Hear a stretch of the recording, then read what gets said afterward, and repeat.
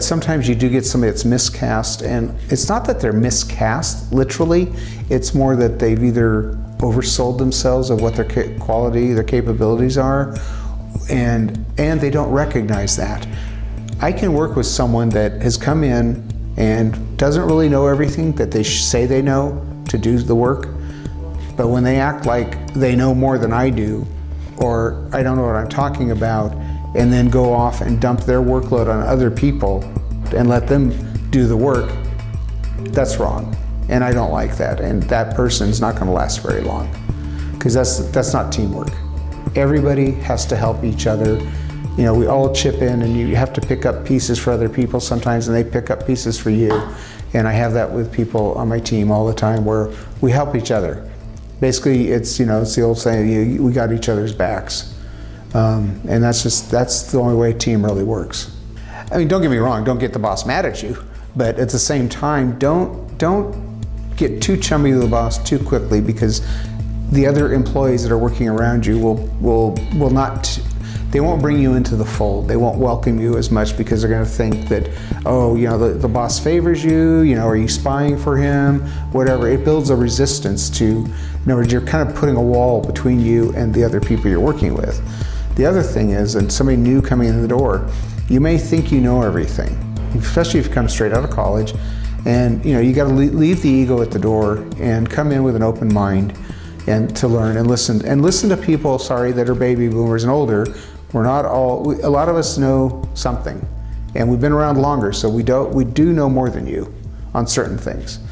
Comes to computers and iPhones, maybe not, but in the workplace and with what I do, I have knowledge, I'm willing to share it, but you have to be open-minded about that. It's hard to know who to trust if you start relying or telling, you just shouldn't gossip. In the workplace, my mom told me, two things you never talk about at work is politics and religion. And I think, I see with younger people, people are very open to talk about almost anything in their life. And I think you should have some privacy to your life and not say too much, because people, when they are not happy with you, they'll use it against you. And you don't want to do that. Don't give them the ammo for their gun. Just, take care of yourself too. Don't think that everybody's your friend. So, because they may be feeling threatened that you're going to take their job. Anybody, is important at the workplace, no matter what they're doing. Because if they're doing it, then that means you don't have to do it. And that's the thing you have to remember. Don't be afraid to ask questions, but choose the right time.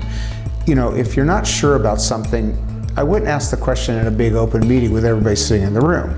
I would ask someone that you feel you can communicate or could be able to answer that question. But you shouldn't be afraid, and if you are, then you need to have a conversation with that person. But do it offline, don't do it in a big meeting. A lot of people that I've met don't have the attitude, but I have worked with some people that have that attitude, where they think they know better, and it works for a little bit, and then they get themselves in trouble.